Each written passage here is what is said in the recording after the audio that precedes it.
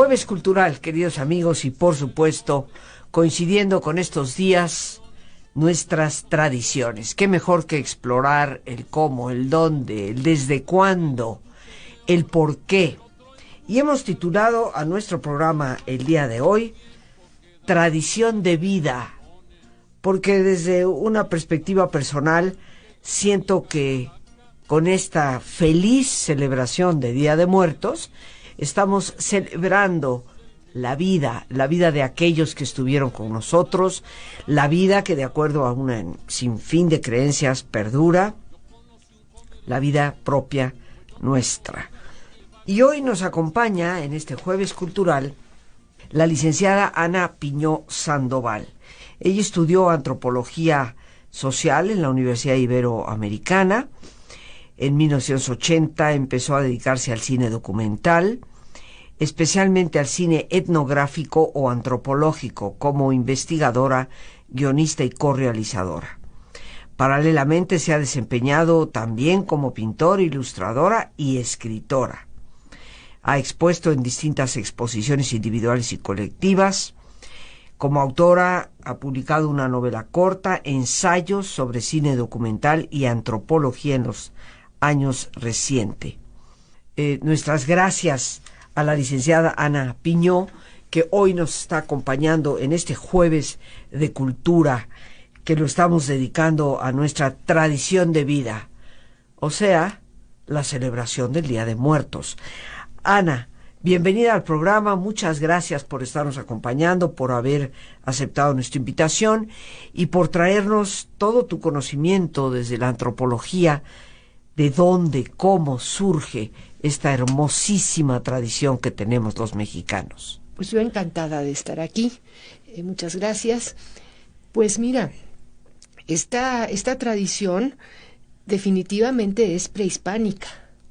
El origen de esta tradición es prehispánico. Claro. Y es muy interesante porque de los muchos sincretismos que se hicieron después de la conquista, con la llegada de los españoles y del cristianismo o del catolicismo, esta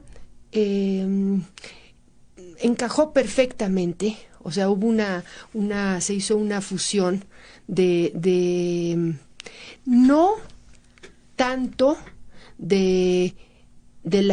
exactamente de las visiones que había del mundo, porque posiblemente lo más importante, creo, de lo que se transmitió y de lo que pervive, sí es esta visión prehispánica de que la vida y la muerte son una unidad inseparable, y que la muerte está presente en la vida y la vida en la muerte, ¿no? Claro. Y esa visión pues pervive, ¿no? Y en cambio la visión española que venía que trasladó esto a lo de la celebración de Todos Santos y de los fieles difuntos, que era en una época distinta, más bien correspondía a la época de la cosecha o del principio del invierno. La tradición de celebrar la muerte en el mundo prehispánico era meses antes, en agosto. Yo no sé si eso tiene que ver algo con las épocas de las cosechas o el caso es que la tradición española, que es esta del 1 y el 2 de noviembre y también otros días antes, ¿no? Pues se tradujo de maravilla, o la otra tradición se incorporaron, se integraron, se mezclaron. Y la diferencia de la visión prehispánica de la muerte y la cristiana era que en el mundo prehispánico no había, por ejemplo, la noción de infierno sino y los españoles lo tradujeron la idea que había del Mictlán, ¿no? Que era el mundo al que el inframundo a los que iban, lo tradujeron como infierno, y no es bueno. El caso es que ahí hubo conflicto de significados. En la tradición prehispánica no había infierno. No. había el Mictlán, que era el mundo de los descarnados, pero había además distintos lugares a los que se podía acceder después de morir, de acuerdo a las causas de la muerte. Sí, la conducta, naturalmente, pero también el concreto hecho. Por ejemplo, si alguien moría ahogado, iba al Tlalocan, que era el paraíso de Tlaloc, ¿no? Ajá. Si alguien, los que morían de normal, de nada, esos iban, ahí llegaban al Mictlán. ¿Y el Otros iban Mictlán, al cómo, sol. cómo era el Mictlán? El Mictlán era el mundo de los descarnados, donde había una pareja divina que corresponde a la pareja creadora, la pareja de la muerte, porque tampoco había esta idea de un dios, sino había Varios dioses. diosa, no, dios, diosa, una dualidad, que era Pero como el ser creador. como el ser pero creador, después pero era dual. era dual. De alguna manera femenino y masculino, un dios, diosa. Y eran, Sí. y no había no había alguno que era esa dualidad la que, y en el mundo de los muertos también. O sea, en el Mictlán estaba ese dios diosa. Mictlantecutli y Mictlantzíhuatl. Ajá. Mictlantecutli, Que formaban uno. que formaban uno, igual que Ometeotl, que era Omecíhuatl, y Ometeotl, que eran los dioses creadores. Pero ese es como son los mismos. Ajá. En realidad son los mismos.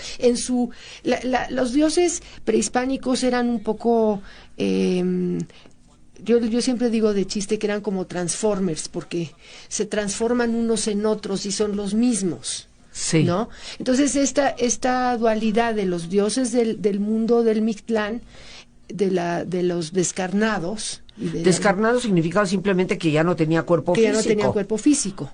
Esos son los equivalentes o los espejos de los creadores. O sea, la vida y la muerte en realidad formando también una unidad así. Ahora, saber la mentalidad realmente no la podemos, o saber qué pensaban, porque todo pasó por la interpretación de los españoles y de la mentalidad de los españoles, que de pronto eso lo llamaban infierno o que lo entendían así. Entonces es muy difícil que lo sepamos, pero las tradiciones y los mitos y las filosofías existen, tienen vida propia. Entonces la transmisión que hay de la tradición prehispánica hasta nuestros días viene por otros caminos. Claro. Y nos dice que obviamente, algo que estoy segura la mayoría sabemos, esta es una tradición prehispánica que se ha unificado, por decirlo así, desde el tiempo de la colonia, con los fieles difuntos y el Día de Todos los Santos, que es el día primero. En la visión prehispánica, nos decía Ana, vida y muerte son inseparables, son una misma cosa. Y esto nos puede explicar el por qué en nuestro país, dicho sea de paso, es el único en el mundo donde se celebra la muerte de la manera en que nosotros lo hacemos.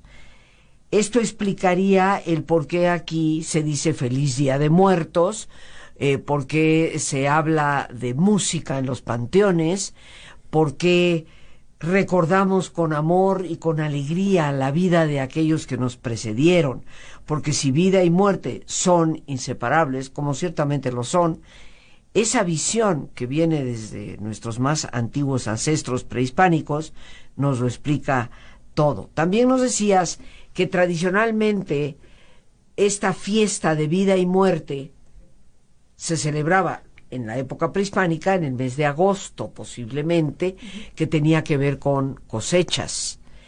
Y bueno, entra el cristianismo, el catolicismo, ese sincretismo, esa unificación en donde los que vinieron, los misioneros, aprovecharon las tradiciones que ya había en el pueblo prehispánico para no quitarlas, sino integrarlas.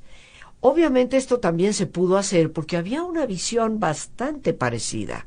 Así es. A los indígenas nuestros no les pareció nada raro que el dios estuviera crucificado, porque después de todo los dioses se sacrificaban por los hombres en el mundo prehispánico. Y nosotros celebramos esta festividad como hablando de el recuerdo de los muertos. Cuéntanos un poco más de esta celebración tan especial y cómo se ha venido manifestando la ofrenda, qué significa, por qué ponemos altares. Bueno, mira, eso también es muy interesante porque lo hay, sobre todo en el centro sur de México o las partes que corresponden a lo que fue Mesoamérica, ¿no? Uh-huh. Esto incluye hasta Centroamérica, ¿no? Y los distintos es donde más se sigue manifestando esto, ¿no? No es, yo creo que deriva hasta Guatemala y a otros pueblos, pero son la misma son las mismas culturas. Pero fíjate, te confieso algo. Yo viví muchos años en Centroamérica por trabajo.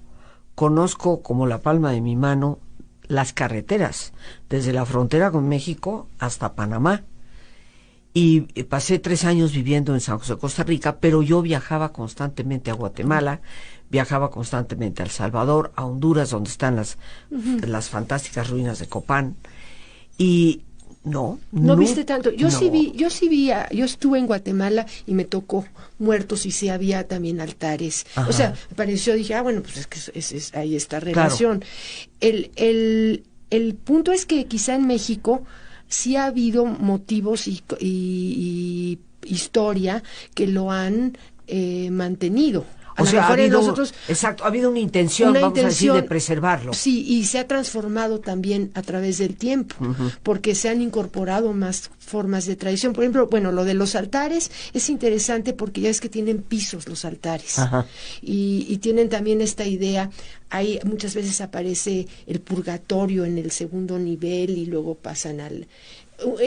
Pero esta idea ya mezclada con lo católico también tiene su idea en el viaje que hacían al Mictlán, que pasaban años y estaban en una parte y luego pasaban a otra. O sea, eso sería el por qué hay diferentes niveles en los altares más tradicionales. Hay diferentes niveles y la foto del muertito generalmente está hasta arriba. Hasta arriba está el difunto de la familia. Entonces es un culto que no es, bueno, se les junta con los santos, pero es un culto a los propios muertos, a los difuntos, que bueno, esa sería la idea. Primero los santos o los difuntos chiquitos. No, los santos, los que son muy buenos, y luego los que no, los que pasan a lo mejor por el purgatorio. Pero fíjate que yo he escuchado que, por ejemplo, el día primero es de los muertos de los chiquitos. Niños. Sí, hay 2 días, de hecho es desde el 31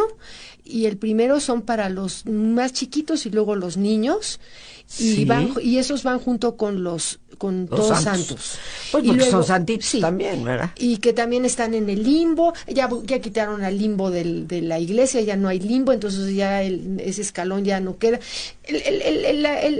A lo que yo quiero llevar es que esto es una imaginería sobre la vida después de la muerte y que hay antecedentes en las dos culturas de maneras, de caminos para llegar a esto, y se representan en los altares. El altar es la representación de ese traslado, de ese viaje o de la vida a la muerte, ¿no?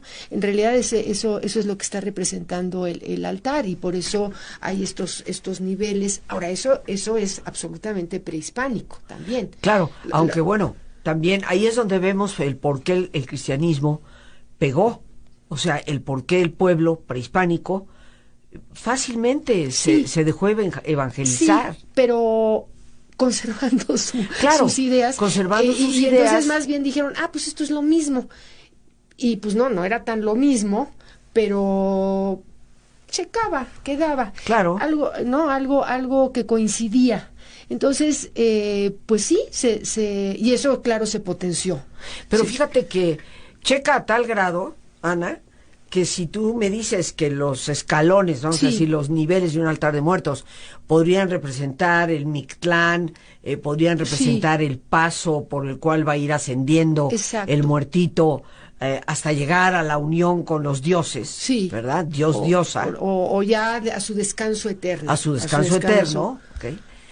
Pues esto checa totalmente con la religión Sí. cristiana, de que la persona muere, puede pasar un intervalo de tiempo. Antes hablaban del limbo, yo nunca creí en limbo, lo digo porque es en contra de la razón, y a mí las cosas que van en contra de la razón no me gustan para nada.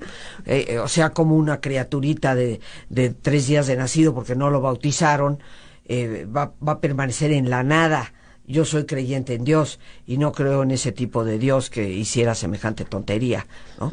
O sea que nunca creí en el limbo. Pero vamos a decir, hay un nivel de paso que en la tradición cristiana católica se llama el purgatorio. Así es. Y eventualmente la idea es que se llegue a la luz eterna. Exacto. Entonces ahí vemos la relación que existe entre una y otra. Entonces quizá fue, bueno, se adoptaron estas ideas porque en algunos aspectos eran mejores o parecidas, eran más, simplemente. o más estimulantes para imaginarse cómo sería el paso después de en la muerte, ¿no? Entonces, pues todo eso es lo que pervive ahí, aunque no lo sepamos, aunque no lo tengamos así claro y lo sepamos y lo hayamos estudiado. O sea, es el trasfondo de la tradición, sí. Aunque se haya perdido porque obviamente se destruyeron muchos códices prehispánicos y los que tenemos de hecho fueron escritos después de la colonia. Así es, y ya con la interpretación, o sea, ya cambia. Por eso no lo sabemos, pero ahí está. Entonces yo creo que es posible cuando hacemos estudios o análisis de las cosas y las tratamos de descubrir qué son, que sí encontramos eso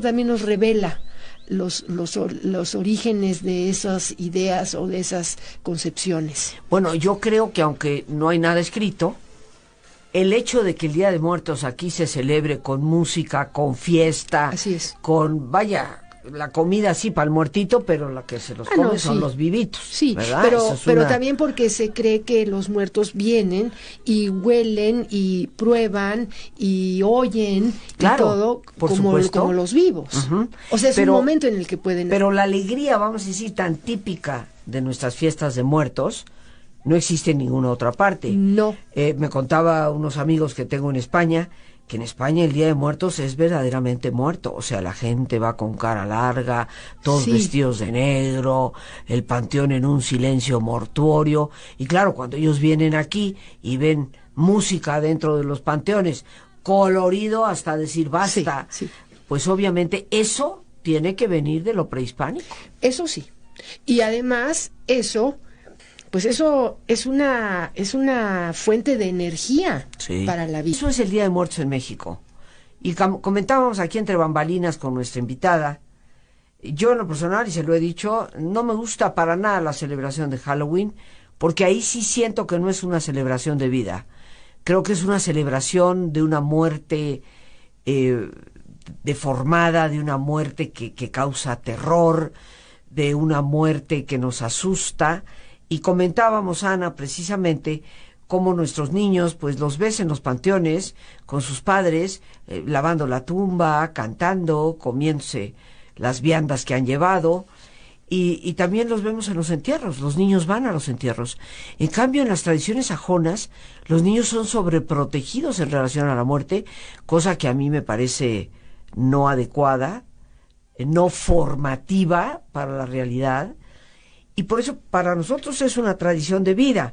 Tú dices que claro, el Halloween se ha ido metiendo poco a poco. Pues mira, yo lo que veo es que el Halloween, bueno, que tiene que ver con, es una fiesta previa a Todos Santos, también era una cosa religiosa, pero también se supone que es algo muy antiguo de la época de los celtas. De los celtas en Irlanda e Inglaterra. Antes del cristianismo, y que se adopta luego en Roma o un poco en esas regiones. Bueno, más que todo en la Britania ocupada por Roma, sí. O sea, Britania que abarcaba... Bueno, eso es lo que se supone que es. Yo no he estudiado eso mucho más, ¿no? Pero es una tradición que en Estados Unidos también se convierte y se vuelve algo, y que se vuelve también algo muy típico y tradicional en Estados Unidos, y pues estando tan cerca físicamente nosotros Estados Unidos y de los días también tan seguidos, estos días previos a los Todos Santos, que es lo de los niños, la celebración de los niños, pues bueno, se ha ido incorporando, se ha ido mezclando, y yo siempre les digo, claro, esa es una teoría personal, que esas calabazas que tienen caras de brujas o de duendes, posiblemente hayan salido de aquí para allá, de alguna manera, la calaverita porque la típica. Calaverita de nosotros también es una calabaza o un chilacayote, ¿verdad? Que los niños salen y pedían, ya tampoco no lo hacen tanto, deme mi calaverita, y decían un verso, una como oracioncita. Antes había una oracioncita de mi calavera. Claro. La idea de mi propia calavera. Exacto. Y te pedían dinero, ¿no? Y eso yo me acuerdo que yo misma hice mi calavera de niña, o sea, había esto mucho, pero eso se parece tanto a la otra calabaza, con la cara de bruja, que pues ya también ahí se hizo se fusionó. una fusión. Y podríamos pensar que los niños aquí, cuando pedían la calaverita, era precisamente el día 1 y el día 2. Exacto, porque era lo de los niños. Exacto, y ahora los niños empiezan el 31 por el Halloween. Por el Halloween. No, y pedían desde el 31, pues sí, porque era lo de los niños. No sé, ahora sí, eso como que se pierde ahí, cómo se fue juntando y cómo se fue mezclando. Ahora, y hay que reconocer que el Halloween también tiene esos aspectos humorísticos que comparte la celebración de Muertos de México, que está llena de humor. O sea, en la celebración de muertos hay muchísimo. Todo eso que también ha ido evolucionando o transformándose, ¿no? Pues coincide. Entonces, de nuevo ahí a lo mejor estamos ante un nuevo sincretismo, una nueva, y bueno, y tenemos que reconocer que el cine ha influenciado en México muchas cosas que se volvieron luego tradiciones, como los mariachis que no se oían y que les metieron trompetas cuando empezaron en el cine, que los micrófonos no captaban el sonido, y pues dijeron, pues métanle unas trompetas, y entonces ya se volvieron así los mariachis. Ese es el origen porque el grupo que había antes no tenía trompetas. Es una cosa que provocó el cine. Ajá. Por necesidades técnicas, ¿no? Entonces, y suenan padrísimo. Y se volvió padrísimo y ya se adoptó. Que el Halloween ve los aspectos más oscuros. Tú usaste la palabra exacta, más oscuros de la muerte. Cuando la muerte, en todo caso, es paso a la vida. Si eres creyente, actual, cristiano, católico, y si no eres creyente, pues es una celebración de júbilo recordando a los que ya se fueron. Las gracias a Dios por este espacio que nos permite compartir, a nuestra invitada, licenciada Ana Piño, y a ti, el más importante de todos, una vez más, gracias. Muchísimas gracias por tu paciencia al escucharme y por ayudarme siempre a crecer contigo. Que Dios te bendiga.